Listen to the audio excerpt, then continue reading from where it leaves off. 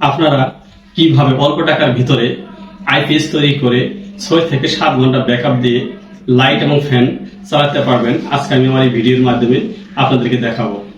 আপনারা এই ভিডিওটি প্রথম থেকে শেষ পর্যন্ত দেখবেন, তাহলে আপনারা নিজেরাই এটি তৈরি করতে পারবেন। তার আগে ছোট্ট একটা রিকোয়েস্ট, তা হচ্ছে আমার চ্যানেলটি এখনো যারা সাবস্ক্রাইব করেননি সাবস্ক্রাইব করে নেবেন, আর যারা করেছেন তাদেরকে অসংখ্য ধন্যবাদ। চলুন এখন দেখাচ্ছি কিভাবে আপনি এই আইপিএসটি তৈরি করবেন। আইপিএস তৈরি করার জন্য সর্বপ্রথম লাগে একটি বক্স, এটি যে কোনো দোকানে পাবেন। এরপর লাগছে আপনারা ট্রান্সফর্মার। এই যে ট্রান্সফর্মারদের দেখতেছেন এটি সব দোকানেই পাবেন। এটি হচ্ছে auto cut one relay circuit, এটি আপনারা ইলেকট্রিক্যাল দোকানেই পাবেন। এরপর আরেকটি ব্যাটারি লাগবে। এই ব্যাটারিটি 9 এম্পিয়ার থেকে শুরু করে আপনি উপরে যে কোনো এম্পিয়ারে 12 ভোল্ট নিতে পারবেন। সর্বপ্রথম যে সেটিংটি করতে হবে তা হলো ট্রান্সফর্মার ইনপুটটি আপনি সুইচের সাথে লাগিয়ে দিবেন। এই সুইচটি হচ্ছে পাওয়ার সুইচ, অফ অন করার জন্য। এটা প্রথমে নিচে লাগিয়ে দিবেন। এরপর এই ট্রান্সফর্মারের আউটপুটটি যে আছে এটি এই অটো কাট রিলে কন্ট্রোলার সাথে লাগিয়ে দিবেন। এই সার্কিটটি যে কোনো দোকানে আপনারা পাবেন, শুধু যাই বললেই হবে যে অটো কাট ওয়ান রিলে আছে কিনা, তাহলে সব দোকানেই আপনারা এটি পাবেন। দাম বেশি নেবে না, 1 থেকে 150 টাকা নেবে।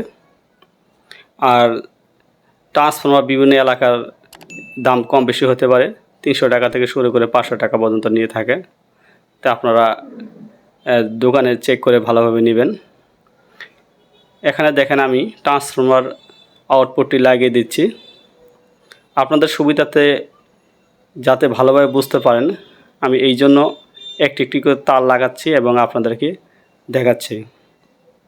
এবং আমার এই ভিডিওটি প্রথম থেকে শেষ পর্যন্ত ভালোভাবে দেখেন, কারণ একটি মিস করলেই আপনার কানেকশন ভুলে যাবেন।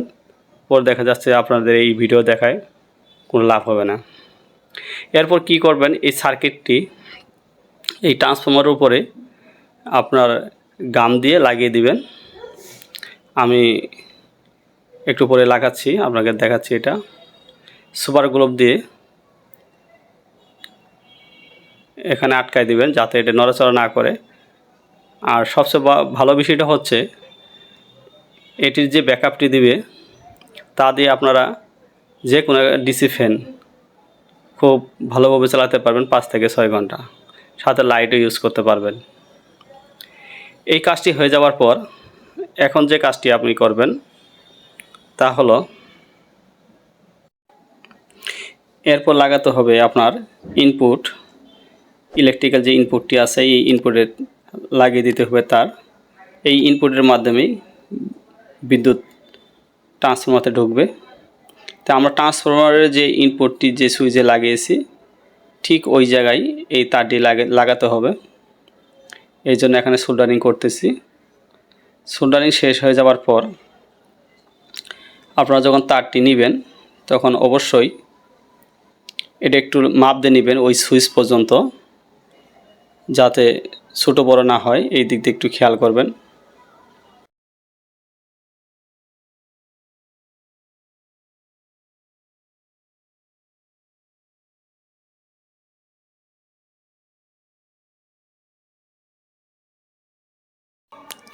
আর যখন আপনারা এটি ঝালাই করবেন অবশ্যই শক্তভাবে করবেন, যাতে অল্প নড়াচড়াতে এটি ছুটে না যায়।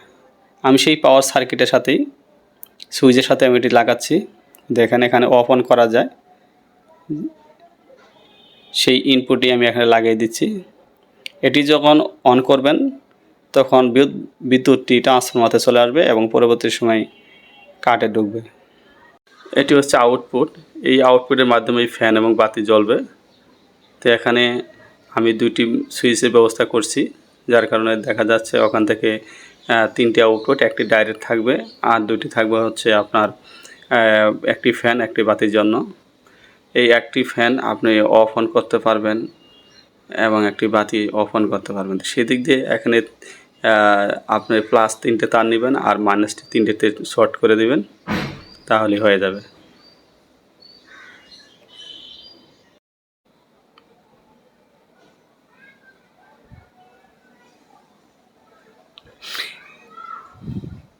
এখানে জয়েন দেওয়া হয়ে যাওয়ার পর দেখেন আমি কালো তারটা 3টেতে জয়েন দিয়েছি। এরপর এখানে যে সুইচটি আছে এই সুইচগুলি আপনারা প্রথমে রাং লাগিয়ে দিবেন ঝালাই করার জন্য।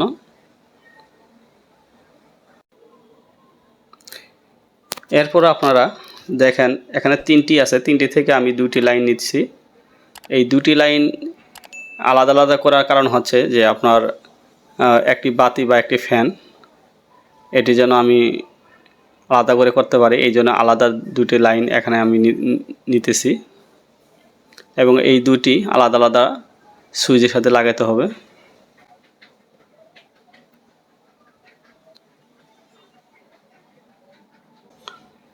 এই সুইচগুলি হচ্ছে আলাদা আলাদা সুইচ অফ অন।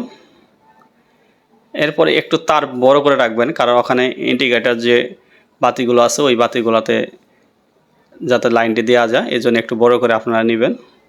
এরপর যেহেতু এখানে 3টি আউটপুট আছে, যার কারণে এখানে তার হবে 4টি, তা আমরা 2টি আগে লাগিয়ে নিয়েছি ওই সুইচের সাথে, আর 2টি লাগিয়ে নিচ্ছি এটা কাঠের সাথে। এখানে একটি লাল একটি কালো, এই কালোটি কমন, 3টির সাথে লাগানো আছে, আপনারা দেখেন।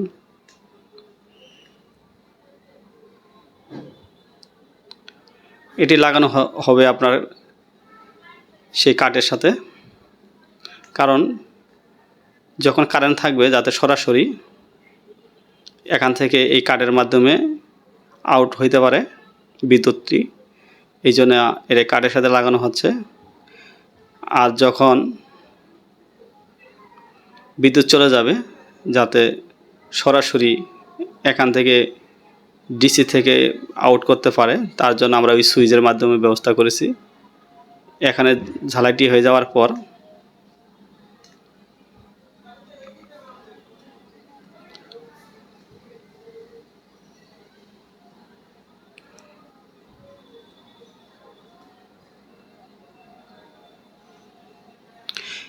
এখন দেখেন সেই সুইচের সাথে আমরা আবার দিচ্ছি, কারণ হচ্ছে যে আপনার কাঠে বিদ্যুৎ থাকা অবস্থায় কাজ করবে এবং যখন বিদ্যুৎ চলে যাবে তখন যেন ব্যাটারি থেকে আউটপুট দিতে পারে, এই জন্য এখানে লাগানো হচ্ছে। এখানে মাইনাসটি একত্রে ঝালাই দিবেন, আর উপরে 2টি যে লাইন আছে এটি হচ্ছে একটা পাওয়ার আর একটা হচ্ছে চার্জিং। তো চার্জিং আর পাওয়ারটা যখন এসি আসবে তখনও জ্বলবে, যখন ডিসি থাকবে তখনও জ্বলবে, যার কারণে এটি কমন করে দিয়ে রাখা হয়েছে। আর নিচে 2টি হচ্ছে ফ্যান এবং লাইট। পর 1 ওহম রেজিস্টর নেবেন, এই রেজিস্টরগুলা বাতির সাথে লাগাতে হবে।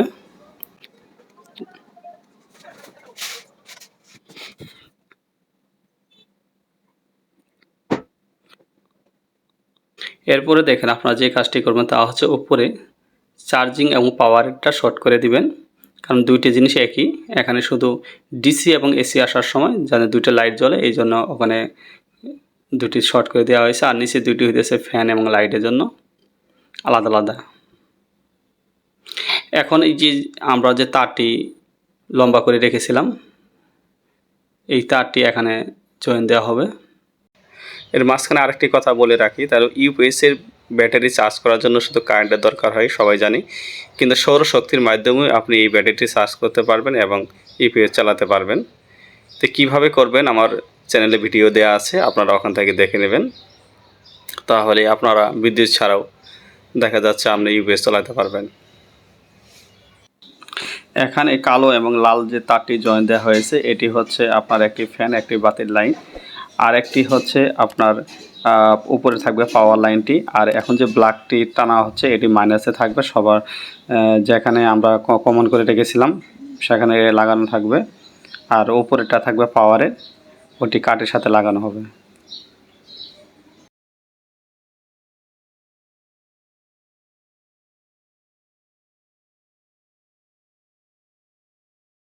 এখন আমি ইনপুটটি দিয়ে এখানে চেক করব কারেন্টটি দিয়ে, দেখতেছেন যে এখানে পাওয়ার আসছে। এখন চেক দিব যে আমরা কত ভোল্ট আমাদের আউটপুট হচ্ছে এই কাঠের মাধ্যমে। এখানে দেখতেছি 17-এর উপরে আছে, তার মানে এখানে আমাদের ব্যাটারি চার্জ করার জন্য যে কারেন্টটি দরকার, যে ভোল্টেজটি দরকার তা পর্যাপ্ত পরিমাণ আছে। তার মানে আমরা যে সেটিংটা করেছি তা 100% ওকে আছে। এখন আমাদের যে কাজটি করতে হবে তা হলো ব্যাটারি লাইনটি করতে হবে ব্যাটারি চার্জ দেওয়ার জন্য।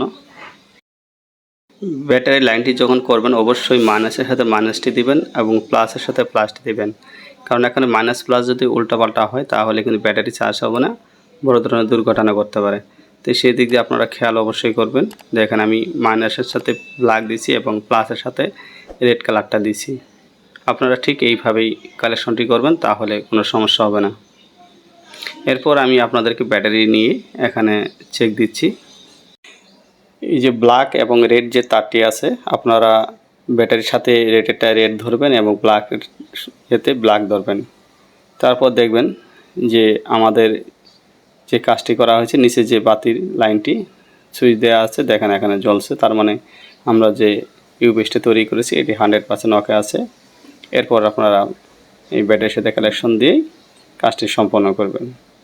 আশা করি আমার এই ভিডিওটি সবার উপকারে আসবে।